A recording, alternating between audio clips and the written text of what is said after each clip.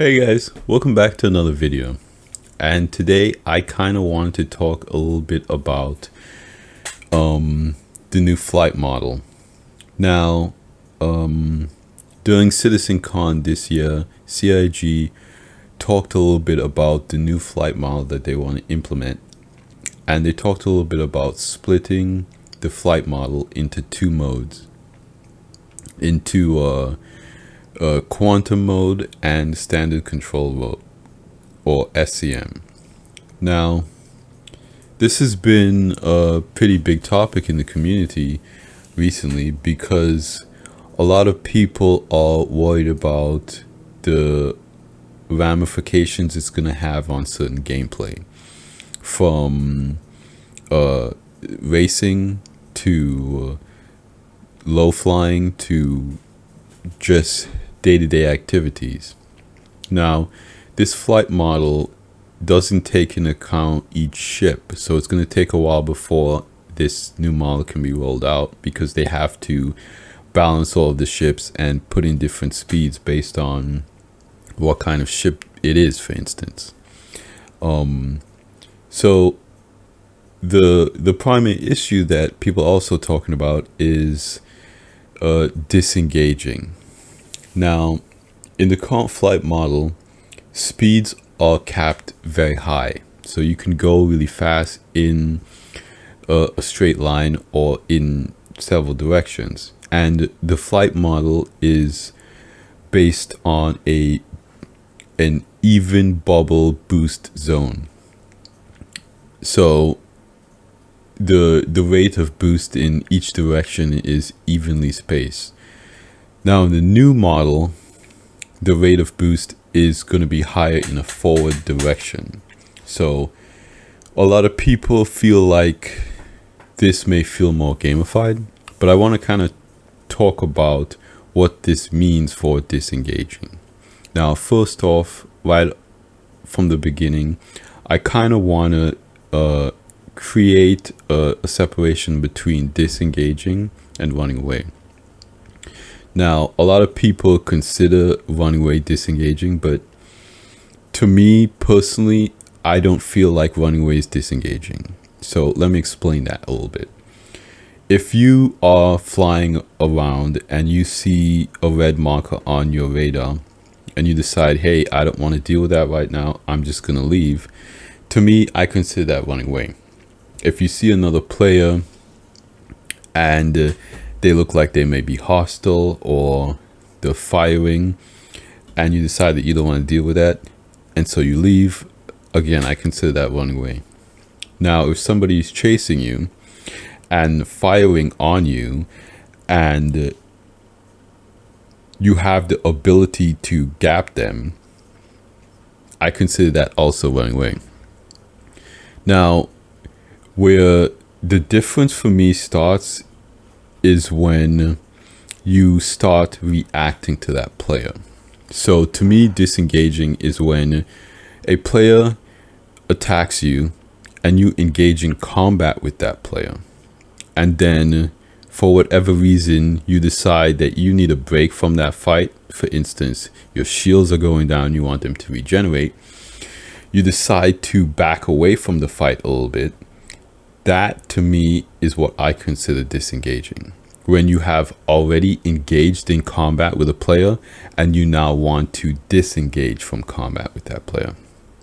And right now, because speeds are so high, it is very easy to just point your ship in one direction, fly in that direction, and it will give you time to regenerate your shields. And a lot of combat players play like that. They essentially know that shields take X amount of time to regenerate. If you're in combat with a player and you're max weapons and then you're getting worn down on your shields, you can fly away for a little bit and go max shields and your shields will regenerate quicker and you can get back in the fight. And a lot of people play like that and they bind the power triangle so they can move quickly in between modes and redirect power where they need it to go to regenerate their shields fast enough. So disengaging is a very common tactic in dogfighting in the game right now. Now, with slower speeds, how that works moving forward is most likely going to be very different. Okay, if you're more closely matched in speed and speeds are lower, your opportunity to put some distance between you and them diminishes greatly. Okay, and because your boost is primarily in the forward direction, it's gonna mean you're going to have to turn around. You're gonna have to put your back to them to get some distance from them. Okay, so if you imagine the because I forgot to mention this, in standard control mode you do have the ability to boost. Now how different this is going to be between atmospheric combat and space combat, again, I don't know.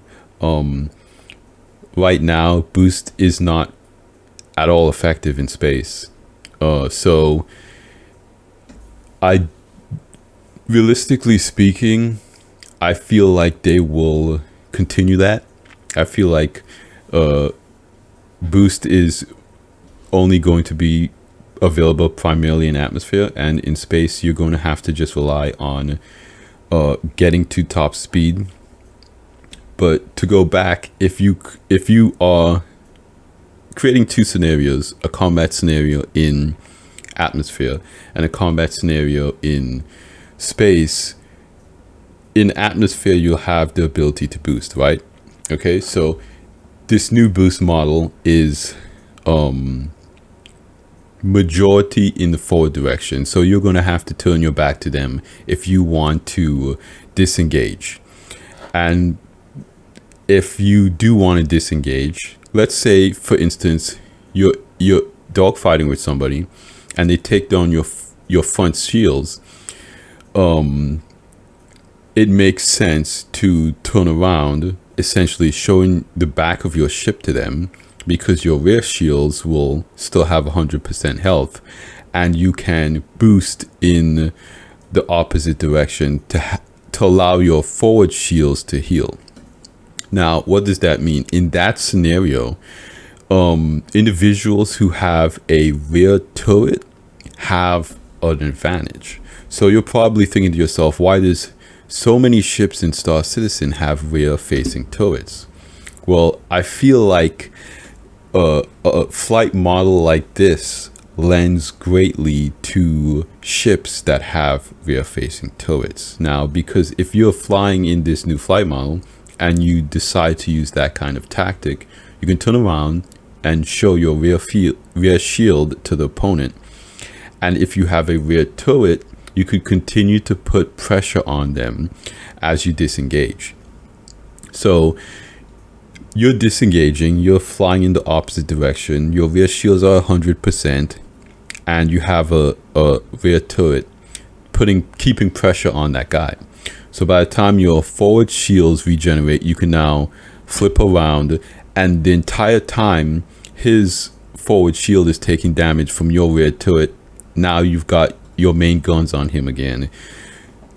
Disengaging in that manner can be effective. Okay, now because of this new flight model, you're gonna have to take into account tactics like that. So disengaging is not going to be as simple as just flying in one direction as fast as you can. Now in space, the story might be a little bit different because you won't really have boost available to you in space. But again, if you are 100% rear shields and you have a rear turret, then you can keep the pressure on that opponent as you try to gain space from them. You're not going to be flying backwards, so you're not going to be able to keep your main guns on them. Simply put, in this new flight model, rear turrets are extremely valuable. Okay, ships like the Scorpius that have the turret on a rail system that moves to the back. Again, right now, not a lot of people are using that functionality in real world combat scenarios, because if you did want to disengage, you can just fly away in one direction and you can put space between you and the opponent. Okay, also a lot of dogfighting for most people is just kind of jousting. You fly in to the combat bubble as fast as you can, and this is what I call it. This is the range or the area where your weapons are the most effective. I call this area the combat bubble.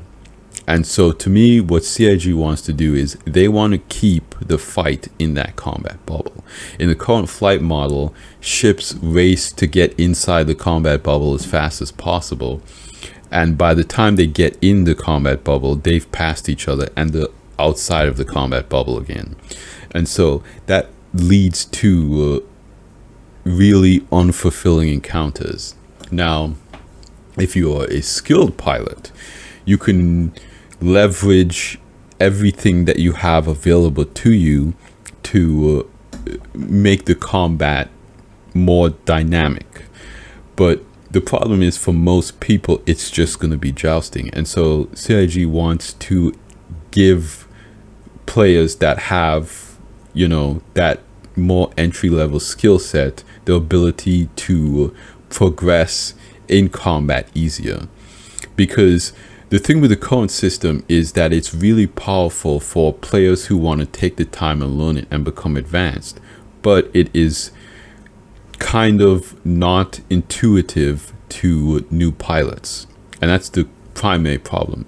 I feel like with this new system, it will be both intuitive to new pilots and rewarding for skilled pilots, because at the end of the day, your ability to maneuver, your ability to turn in to shots, your ability to line up hits, that is something that you need practice to get really good at.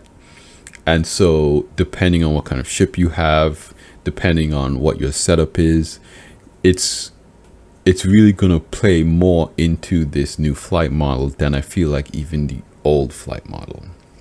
Now, again, there's going to be big differences between atmospheric and space combat, but I really think in that sense, it's not going to be too gamified, because because there is still going to be a different flight model between atmospheric combat and space combat. I still feel like it's not going to feel too gamified. Now, again, you're always going to be able to run away. I don't think CIG would ever, make that issue. I'm not really worried about your ability to run away, but it's gonna come as maybe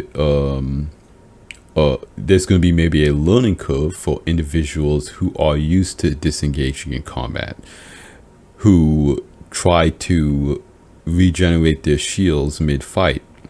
And so the next thing you also have to take in account with this new flight model is that CIG doesn't want you to just pop other players. By that I mean, you're not just going to go into a combat scenario and hit somebody down to where they just blow up. In 318 even, we're going to get a new damage model for all the ships in the game. So no longer are you just going to DPS someone until they explode. CIG wants you to take this damage model into account in combat. So you are disabling the engines, targeting components, and you have the ability to disable another player, not just make them explode. So really, that's, if in a flight model where players are just jousting, it's almost impossible to target components and be precise in that manner. Yes, a lot of times you're going to hit somebody's engines or hit a specific spot on the ship, but it takes a skilled player to be able to pinpoint while in a combat scenario. And so this system makes the objective of combat to not just blow someone up, but to disable this ship so you can do X, Y, or Z. For instance, if you're a pirate and there's cargo on that ship, you don't want to blow it up because you're going to want the cargo. And cargo is going to be physicalized. So if you're a pilot, you're going to be able to disable that ship, go in that ship, and take the cargo out. In the old flight model, where you're just jousting and where ships just blow up, there's no way of doing that. So a big part of the gameplay was to just extort players for money. But in the new system, you have an opportunity to actually steal that cargo, to take it for yourself, to disable the ship, board this ship, take that cargo, and get out of there.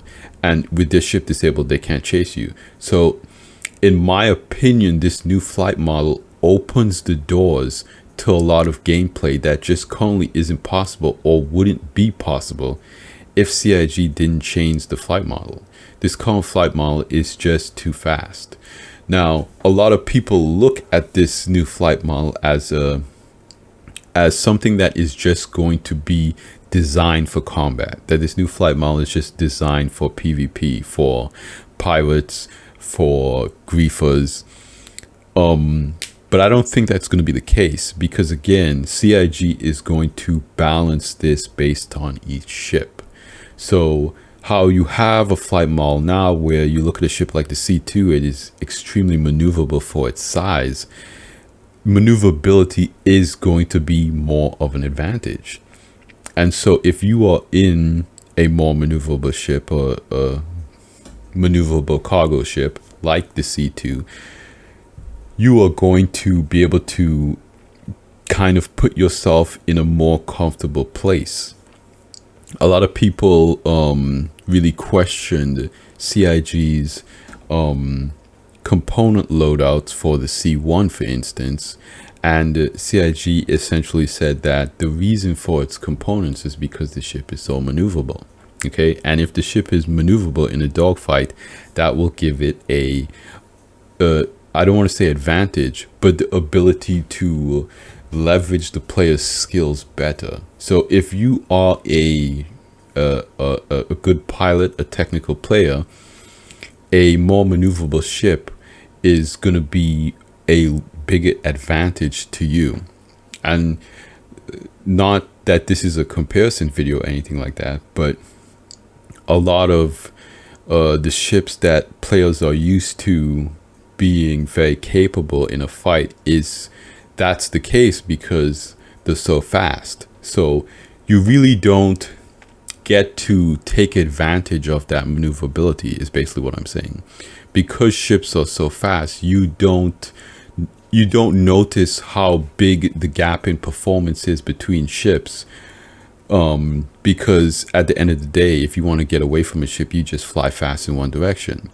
But the gap in performance between ships is going to become more noticeable because maneuverability is going to be more important in this new flight model. So it's really going to, I guess, help players delineate what ships they're going to use for what situation. So basically, all in all, I think personally this is a good thing. Again, if you are doing specific things, you're going to want to take specific ships for that mission. And another thing people talked about is turrets. Now, turrets are going to be kind of OP on capital ships when it comes to light fighters, because right now the combat tactics of taking on larger ships like the Hammerhead is to kind of just orbit them, and this tactic is not going to be as effective in the new flight model because you really don't want to, because you can't put yourself in the position where you can't get away fast enough. In the combat bubble, you're kind of open to attack from their turrets, because a lot of those ships like the Hammerhead, they have their weapons have greater range than ships like the Arrow. So it's really going to encourage people to take ships like the Inferno to take on the Hammerhead and use the Arrow to dogfight against other ships. So in that sense, it's also going to bring out the importance of using specific ships for specific things. People aren't really going to use an owl to go in to fight a hammerhead. They will more likely take an Ares, Ion, or Inferno, because those ships are specifically designed to take on capital ships. So I feel like this new flight model kind of ties in everything that CIG wants to do with ships so that it makes sense. Now, another thing that is good, in my opinion, about this flight model is the ability to quantum boost. Right now, the only way to get to specific areas on a planet is to look for an orbital marker. And orbital markers are not always in the most convenient place depending on where you want to go on the planet. And so it leads people to fly around in the atmosphere for a very long time. Now, if you could quantum boost into position and then fly straight down, it will greatly reduce your travel times to certain points of interest on planets. And planets are a big focus in Star Citizen. Planets are gorgeous, but the problem is 99% of them are not utilized by players. I mean, I'm talking moons have millions. A moon has over 1 million square kilometers of playable space on it. A planet has 11 million square kilometers of playable space on it. And players usually just end up going to quantum markers on that planet. And the rest of the planet is just kind of unutilized.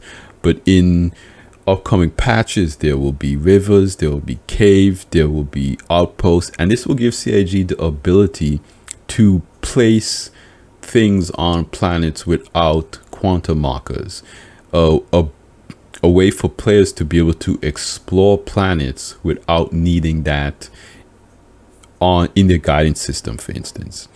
And if you can see, for instance, a space station or a moon, you can just quantum boost in that direction without needing a quantum marker to get there. For exploration, for travel, for cargo hauling, personally, I think this is a great addition to the game.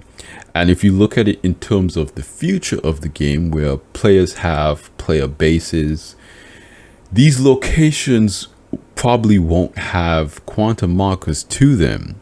Okay, so if you wanted to get to a specific player base, you might just have to quantum boost and then fly straight down to where that location is. And in this new flight model, you'll be able to do that. Right now, you can't. So yeah, again, I think the new flight model has a ton of potential. In the end, we're going to have to see how it feels, how it works, but I feel like it's going to be good.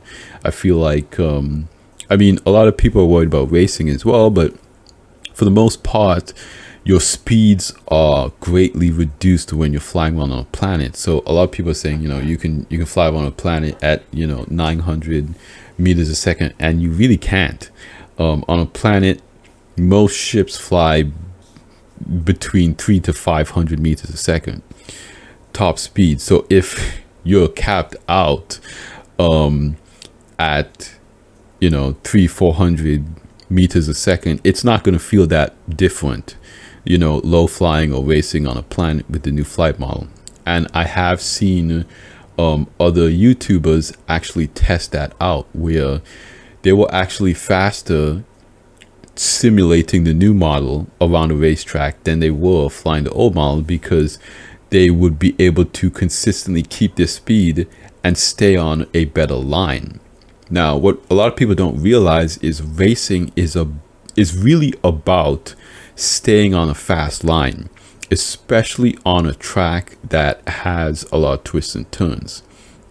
The person who wins a race stays on the fastest line the best and is the fastest on that line. Okay, so if you can find a racing line that is the fastest racing line on that track, and you can stay on that line the majority of the race, and you are at your fastest on that line, then you can win the race, bar any unforeseen incidents, crashes, or anything like that. So in this new flight model, I feel like it more encourages you to find a fast line and to boost where it makes sense. Right now, a lot of people would just try their best to go flat out, but you cannot stay on a fast line if you are flying flat out the entire time. It's just not possible. The inertia is going to push you off of that line every single time. So if you're racing, it makes more sense to slow in the corners, boost out, and try to stay on a fast line than to try to stay flat out the entire time. Now, a lot of people who maybe look at racing in SC kind of don't look at it as, you know, racing on the ground, but any type of racing, it's gonna be about finding the racing line and staying on that. Even in oval tracks, there are lanes on oval tracks that's gonna be faster than other lanes, because you have to take into account that if you are flying on the inside of an oval, you are physically traveling less distance than somebody who is racing on the top of the track. But if you are racing on the bottom of the track, you are turning more than person racing on the top of the track.